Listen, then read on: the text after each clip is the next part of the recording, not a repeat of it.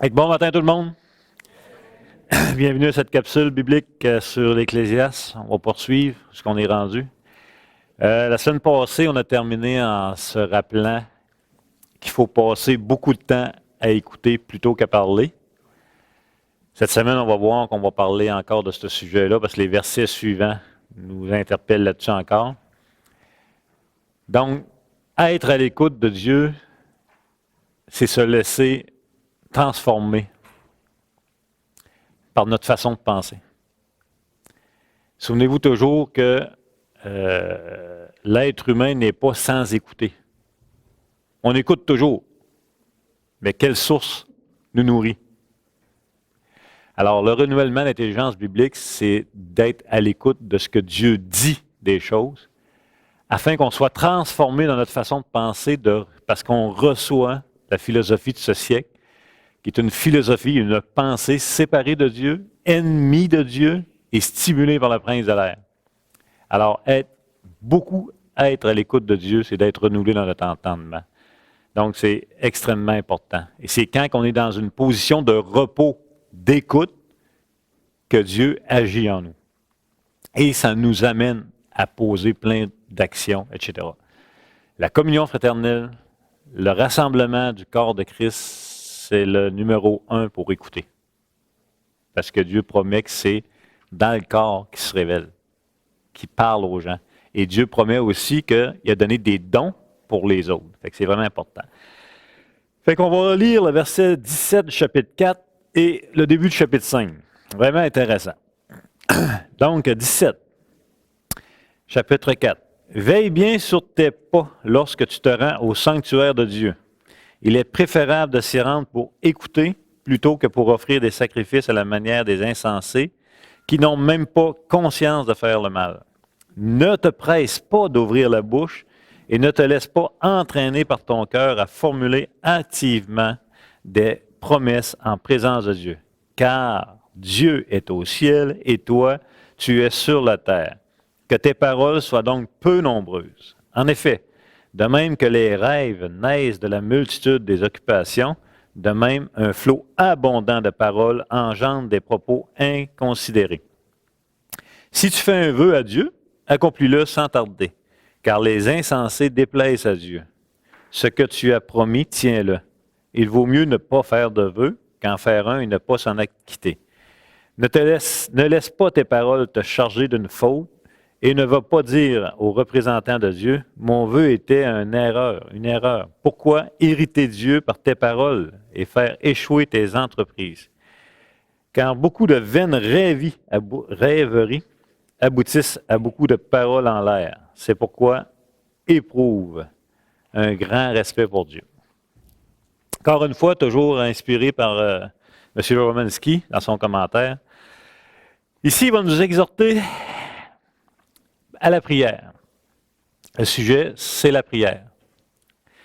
Il va nous exhorter à mesurer nos paroles lorsque nous nous adressons à Dieu.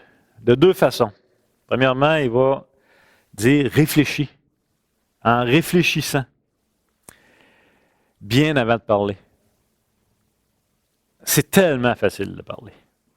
Il nous exhorte lentement, vas-y lentement, réfléchis avant de parler. Il va aussi nous mettre en garde de multiplier inutilement des mots. D'en dire en abondance des mots. Là, on va se rappeler deux principes assez clairs de base sur la prière. Première question, est-ce que Dieu a besoin de prière?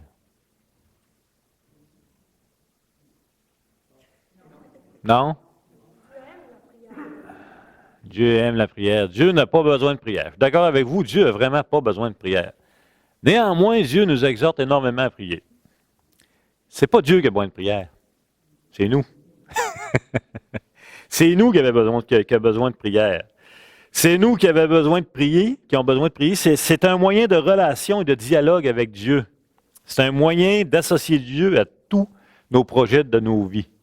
Okay? Donc, Dieu n'a pas besoin de prière. Premier point, bien simple, vous allez me dire, je n'apprends rien le matin, mais ce n'est pas grave, on se le rappelle. Il n'en a pas besoin. Dieu n'a besoin de rien. Néanmoins, nous, on a besoin de prier. OK? C'est ça, Donc, puisqu'il n'y a pas besoin de prière, il nous exhorte en passant, il dit, quand tu pries, réfléchis avant de prier, puis sois prudent dans ce que tu dis, puis ne multiplie pas des mots à répétition. Là. Déjà là, ça te met un frein. La deuxième question. Est-ce que nous pouvons, par la prière, faire fléchir Dieu en notre faveur? Là, je prends une gorgée de café parce que faut pas répondre vite.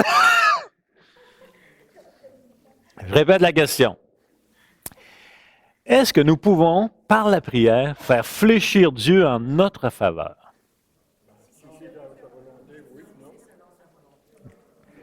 Si c'est pas sa volonté, non. Si ce n'est pas sa volonté, non. Celui qui a demandé d'accorder plus d'années de vivre, et il y en a un qui a 15 ans, reçu 15 ans de vie. Ouais, je pense que c'est Élie. Oui, tu sais, Élie? Je ne me souviens plus. Écoutez, c'est une moyenne bonne question. Oui, il faut y réfléchir. Avant d'aller plus loin, il faut répondre à cette question-là. Parce que ça va affecter notre façon de prier ou notre conception de la prière.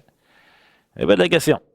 Est-ce que nous pouvons, par la prière, faire fléchir Dieu en notre faveur? Et là, on va la reformuler autrement. Ça va vous aider, vous allez voir. En d'autres mots, est-ce que la prière est un moyen de faire pression sur Dieu pour recevoir ce que nous demandons?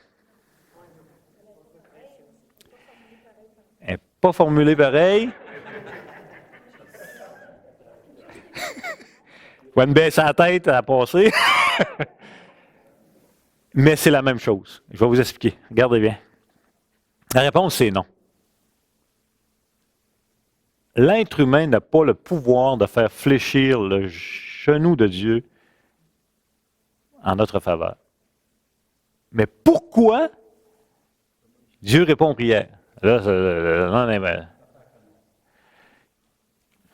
on va tourner dans Matthieu 7,7. C'est tellement un point important en partant, là, parce que ça va changer notre... Dieu est bon. Dieu est tellement bon. Fait qu'on va lire Matthieu 7, verset 7, en gardant en mémoire cette question-là. Est-ce que nous pouvons faire fléchir Dieu en notre faveur par la prière? On va lire les versets 7 à 11. Demandez et l'on vous donnera. Jusque-là, ça va bien. Cherchez et vous trouverez. Hey, facile. Frappez et l'on vous ouvrira. Ça ressemble, c'est tellement simple, tu dis, c'est pas compliqué. Car quiconque demande reçoit, celui qui cherche trouve, et l'on ouvre à celui qui frappe. Lequel de vous donnera une pierre à son fils s'il lui demande du pain? Ou s'il demande un poisson, lui donnera-t-il un serpent? Si donc méchant comme vous l'êtes, vous savez donner de bonnes choses à vos enfants, et là, la fin du verset. À combien, plus forte raison, votre Père qui est dans les cieux, donnera-t-il de bonnes choses à ceux qui le lui demandent? Qu'est-ce que ça nous enseigne, entre autres, ce verset-là? Non. La puissance de la prière ne réside pas en nous. La puissance de la prière ne réside pas en nous, mais en Dieu, qui, lui, est déjà disposé dans son amour pour nous à nous accorder ce qui est bon pour nous. Alors, si je répète la question, est-ce que nous pouvons, par la prière, faire fléchir Dieu en notre faveur? Non. Mais pourquoi il répond à nos prières? C'est parce qu'il est déjà disposé. Il s'est déjà engagé dans son amour à répondre à nos besoins, à répondre à ce qui est bon pour nous. Je ne sais pas si vous voyez la distinction. Elle est hyper importante. Dieu n'a pas besoin de prière. Dieu n'a pas besoin de prière, mais le croyant a besoin de prier pour recevoir ce que Dieu, dans son amour, pour nous, a déjà pourvu. Vraiment pas. D'ailleurs, il sait déjà ce qu'on va lui demander, ou il sait déjà ce qu'on a besoin avant qu'on lui demande. Il va même créer le besoin afin qu'on lui demande.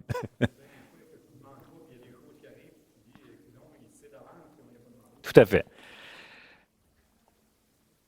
C'est vraiment important de faire la différence. Il faut faire une différence entre les C'est une nuance que tu apportes. C'est une nuance, mais elle est énorme parce que je vais...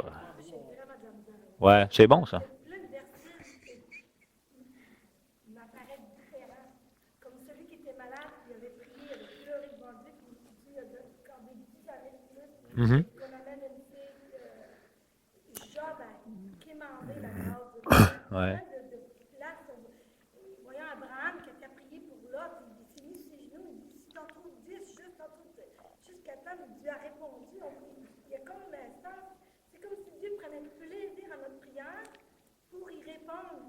Ça comme touche le cœur de Dieu. Comme tu viens me chercher en enseigne, c'est pas bon ça. Ouais. Pour ceux qui sont sur le web, on a beaucoup de plaisir.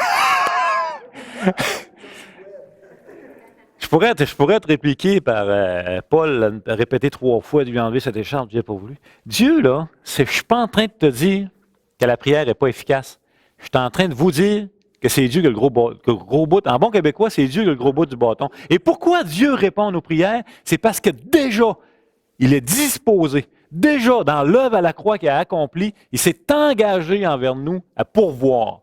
Et il stimule nos cœurs à prier. Et il stimule nos cœurs à prier sans cesse, à insister. Mais ce n'est pas nous qui avons le pouvoir.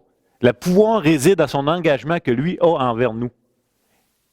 Ah oui, c'est sûr, dans le sens qu'on ne se présente pas en notre nom, c'est au nom de Jésus. OK. C'est pas parce que tu demandes que Dieu répond. C'est parce que Dieu veut répondre qu'il répond. C'est parce que Dieu t'aime qu'il répond. C'est parce que Dieu s'est engagé qu'il répond. La puissance n'est pas de ton côté. Non, on va inverser l'affaire. Si je ne demande pas, je vais-tu recevoir pareil? Tu vas en échapper. Tu vas te priver de la grâce. Mais je vais finir mon texte. OK. C'est intéressant. Donc, je répète ça, la puissance de la prière ne réside pas en nous, mais en Dieu qui, lui, est déjà disposé, dans son amour pour nous, à nous accorder ce qui est bon pour nous. Dieu n'a pas besoin de prière, mais le croyant a besoin de prier pour recevoir ce que Dieu, dans son amour, pour nous, a déjà pourvu. Donc, des paroles irréfléchies, comme l'Ecclésiaste nous exhorte, pourraient ressembler à des engagements de notre personne qui peut-être ne sauront pas tenir la route. Des paroles irréfléchies pourraient ressembler à des résolutions prises sur un coup d'émotion que l'on oublie rapidement. Et il y a fort à parier que si vous vous engagez dans vos prières envers Dieu, sans réflexion beaucoup, là, il y a fort à parier que vos engagements ne tiennent pas. Et il y a fort à parier que Dieu va prendre plaisir à vous amener à ne pas les tenir. Parce que de Dieu, il veut vous amener à dépendre de lui et non l'inverse. Dieu veut vous amener à vivre de son engagement à lui et non de nos engagements vers lui. C'est ces deux mondes-là. Soyons sages. La puissance de la prière réside dans son engagement envers nous et non l'inverse. Il dit, ne te presse pas d'ouvrir la bouche. Ça appelle aussi à l'orthodoxie, c'est-à-dire des paroles adressées en harmonie avec les Écritures. Encore une fois, ça nous rappelle la semaine passée, écoute beaucoup. Écoute beaucoup. Le moyen que Dieu parle à l'homme, c'est sa parole. Le moyen que l'homme parle à Dieu, c'est la prière. Écoute beaucoup pour adresser des prières en harmonie avec ce qu'il dit. Reçois beaucoup pour ne pas prier en l'air. Tu comprends-tu? C'est vraiment important. Dieu a beaucoup plus à dire que ce que nous, on a à prendre des résolutions ou à dire. Oui, Marie.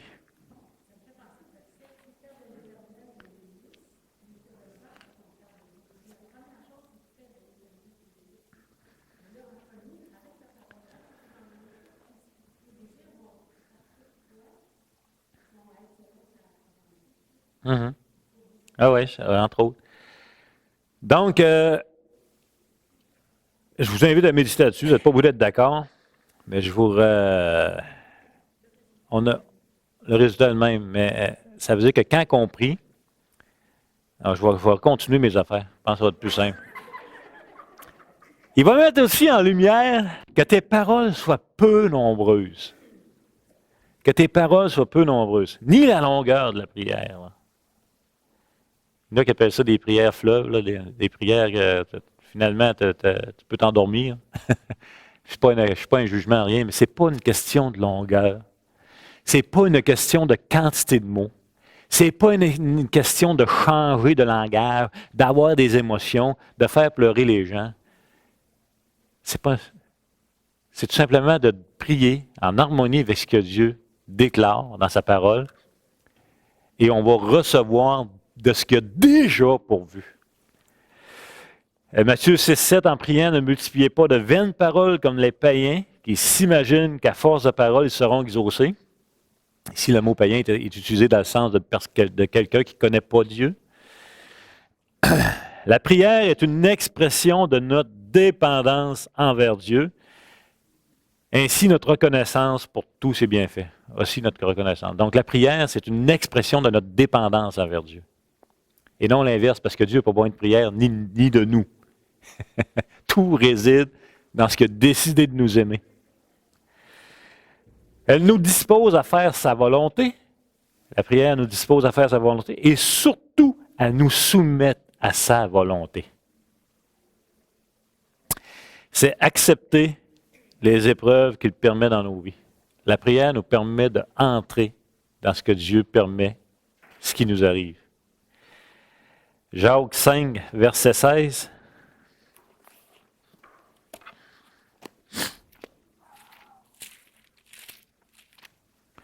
Jacques 5, verset 16.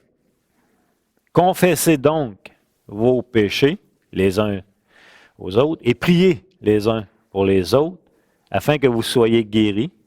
La prière agissante du juste a une grande efficacité. Pourquoi c'est la prière du juste qui a une grande efficacité? C'est parce que qui est juste, sinon celui que Dieu a appelé dans son engagement que Dieu a fait pour lui? Fait qu'on vit toujours dans l'engagement de Dieu et jamais dans le nôtre. Et incluant la prière.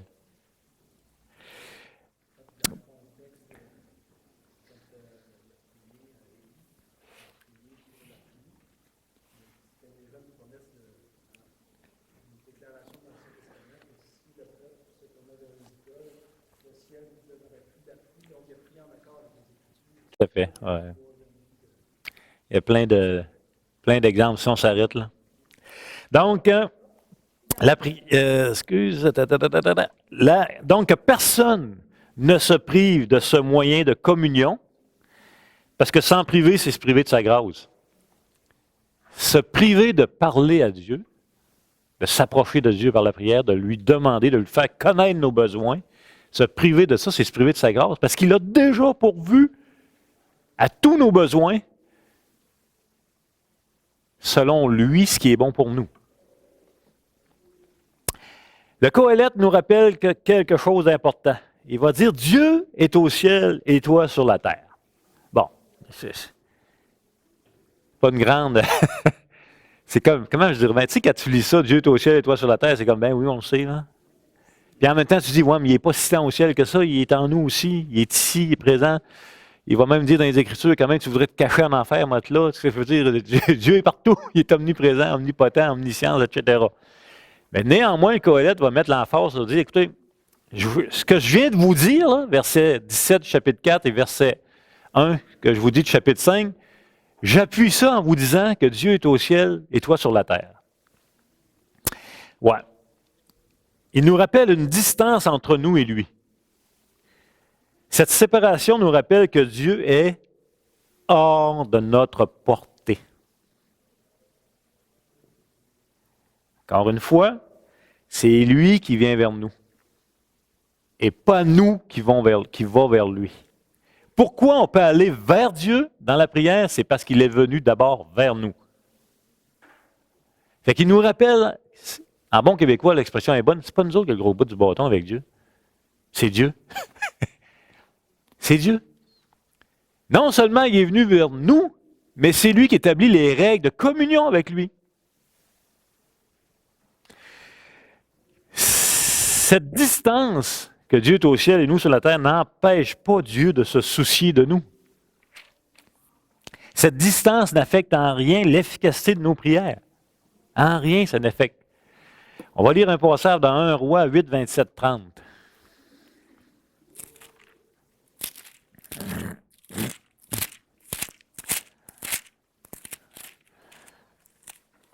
Un Roi chapitre 8,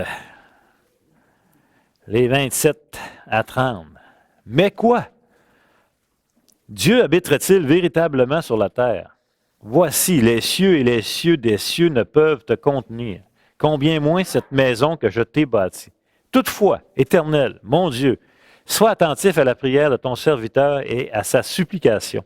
Écoute le cri et la prière que t'adresse aujourd'hui ton serviteur. Que tes yeux soient nuit et jour ouverts sur cette maison, sur le lieu dont tu as dit, là sera mon nom. Écoute la prière que ton serviteur fait en ce lieu. Daigne exaucer la supplication de ton serviteur et de ton peuple d'Israël lorsqu'ils prieront en ce lieu. Exauce du lieu de ta demeure des cieux, exauce et pardonne. C'est encore là, on a une belle prière. Oui, il y a une distance, mais ça n'empêche pas. Il n'y a aucun problème. Salomon comptait sur la prière humaine, même si Dieu est au ciel. Il n'y a pas de problème, parce que Dieu a établi la règle. Dieu s'est engagé dans la règle de communion avec nous. Jésus-Christ nous a laissé un exemple de prière. Il dit, quand vous priez, notre Père qui est aux cieux. Encore une fois, ça rappelle que Dieu n'est pas à notre portée. Ce n'est pas nous qui avons le gros bout du bâton. Ce n'est pas nous qui peut aller vers Dieu. C'est Dieu qui vient vers nous et on peut y aller seulement dans le chemin qu'il a d'abord fait vers nous. Bien différent. Donc, il nous rappelle cette distance pour deux raisons. La première, c'est que Dieu est au ciel, ça met en lumière que nous ne pouvons pas le manipuler ni le domestiquer. Que nous ne pouvons pas l'obliger à accéder à nos besoins, à nos désirs. Il ne nous doit rien. Et en ce sens, je rejoins encore, on ne peut pas faire fléchir le genou de Dieu par nos prières pour répondre à nos besoins. C'est pas comme ça, il faut le voir. Parce que nos besoins ne sont pas nécessairement les besoins que Dieu veut combler. Alors Dieu est au ciel et nous sommes sur la terre. Et Dieu, dans son engagement, nous a donné ce moyen de communion, afin qu'on le connaisse, qui est la prière, afin qu'on reçoive ce que lui a déjà donné à notre faveur. Donc, c'est lui qui est venu vers nous, et c'est aussi lui qui établit les règles de notre relation. En bon québécois, encore une fois, on dirait que c'est lui qui a le gros bout du bâton. Alors, c'est quand le Qoélette met en lumière que Dieu est au ciel, il nous rappelle ceci. Mais il nous rappelle que toi, tu es sur la terre. Oh! Il nous rappelle quoi? Écoutez, depuis le chapitre 1, verset 1, qu'on fait ensemble sur l'Ecclésiaste, son thème, c'est la vie telle qu'elle est, sur cette terre, sous le soleil. Il nous rappelle que nous, on vit sur cette terre, il nous rappelle notre condition d'humain. Dieu est au ciel, toi sur la terre. Dieu est au-dessus du soleil, toi tu es sous le soleil. Sous le soleil, ça égale quoi aussi? Genèse chapitre 3. On vit dans un monde déchu, affecté par la chute, ou affecté par notre péché. Son point est le suivant. Nous ne pouvons pas espérer dans la prière pour que Dieu supprime de nos vies les effets de notre condition d'humain vivant sous le soleil. Là, est-ce que vous me suivez? Parce que je ne suis pas sûr. OK. Ça, vous ne suivez pas. OK. Trop souvent, on va prier pour qu'il rende la vie plus facile, pour qu'il rende nos vies belles, pour qu'il rende nos vies selon nos désirs. En d'autres mots, on va prier et notre prière est une tentative, inconsciente ou pas, de nous faire fuir la réalité de notre vie. La réalité de notre vie, de notre condition humaine sur Terre. Me suivez-vous un petit peu plus? Okay. La prière, là, ce n'est pas un moyen d'échapper à la condition humaine. En d'autres mots, là, vous ne pouvez pas prier Dieu pour être épargné de tous les problèmes de vos vies. Les problèmes de vos vies, là, Ils font partie de la vie. On vit sur terre dans un corps malade, déchu, qui dépérit à chaque jour. On vit sur cette terre. Le Qoélette nous a rappelé qu'il y a des injustices à tour de bras, que même à la cour, le mal y est. Il n'y a rien qui n'est pas affecté par le mal. C'est notre condition de vie ici-bas, sous le soleil. Prions pas Dieu de jamais être malade. Mandons, dis donc, de ne pas mourir, ta caillette. Et quand le Qoélette dit « Dieu est au ciel et toi sur la terre », la relation que tu as avec Dieu ne te soustrait pas de ton lieu de résidence pour le moment. Tu es voyageur sur cette terre. Pour le moment, tu vis encore les effets du péché d'Adam. Et ne demande pas à Dieu dans tes prières de t'en sortir de ça. C'est une prière qui cache un désir de devenir comme Dieu, de ne pas avoir de problème. Pas avoir de problème, c'est Dieu. Dieu, il n'en a pas de problème. Nous, on est plein de problèmes. Attends un peu, là.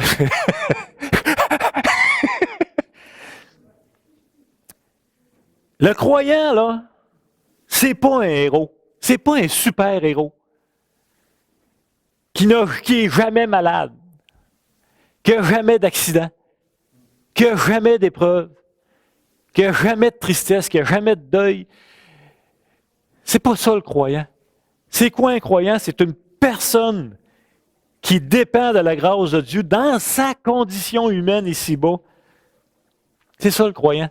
La prière, c'est l'outil que Dieu nous a donné dans son amour de faire connaître nos besoins afin que lui, il réponde à nos besoins, pas de nous faire sortir de tous nos problèmes, mais de nous donner ce qu'on a besoin pour passer à travers le problème. Ça, c'est différent. Fait que prions. Prions pour qu'on soit guéri. Il n'y a pas de problème. Ne nous privons pas de demander, mais acceptons la réponse de Dieu. Parce qu'il y a des journées qui guérit, puis il y a des journées que tu meurs. Mais il nous a promis de nous accompagner et de pourvoir à nos besoins pour toutes les situations de vie sur terre dans lesquelles nous y sommes. Me suivez-vous plus? OK. Tellement important. Là, tout le monde a de quoi dire. Je ne sais plus quoi faire. Je ne sais plus quoi faire. Ça sent clairement au secours. Fait que ça, on va juste résumer ça, puis après ça, à la limite, on arrêtera, puis on fera un échange, là, mais il faut se respecter aussi dans les échanges. Puis ça se peut que vous ne soyez pas d'accord avec moi, il n'y a pas de problème. Encore une fois, Dieu n'a pas besoin de prière. Encore une fois, ce n'est pas nous qui avons le pouvoir de faire fléchir le genou de Dieu et dire, ben là, tabarnouche, tu sais, Dieu entend nos prières, puis il dit, hey, elle me le demande tellement souvent, cette personne-là. Dieu, il est tellement convaincu, il veut tellement, je n'ai pas le choix, je dois tout de répondre. C'est pas ça, là. C'est pas ça. On comprend rien, là. Dieu, là, quand il a décidé de nous aimer, il a décidé de nous aimer. Puis quand il a décidé de nous aimer, il a aussi décidé de pourvoir à tous nos besoins avant même qu'on soit au monde. Et cette banque, on va appeler ça de même, cette banque de grâce, de bonté de Dieu, d'engagement de Dieu est disponible. Et Dieu ne veut pas nous la donner de même parce qu'on va dire, c'est qui nous a donné ça, puis on va l'envoyer promener.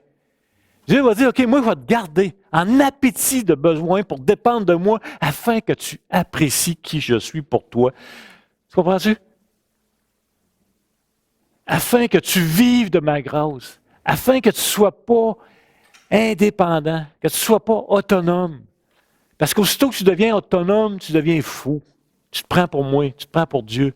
Je vais te garder en relation, dépendant, jour après jour, dans toutes les situations de ta vie, la maladie, les accidents, les épreuves, les deuils, les injustices, les rejets, tout ce qui fait partie de cette vie sous le soleil affectée par le péché. Fait que le verset 5 du chapitre 1, là, ne te presse pas d'ouvrir la bouche. Ne te presse pas d'ouvrir la bouche.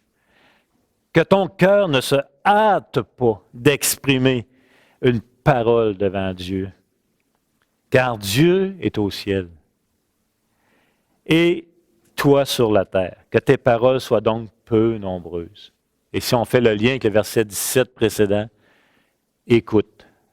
Écoutez beaucoup. Je ne passerai jamais à travers. On va arrêter là.